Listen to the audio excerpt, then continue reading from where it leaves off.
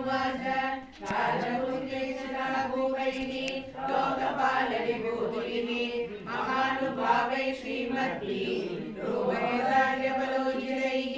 तान् प्राप्तानग्निनो हित्वा चैतालीं सरदुर्मदाने दत्ता भ्रात्रा स्वचित्रा च तस्मानो ववृषे समाने राजव्यो विप्यज सुप्रुः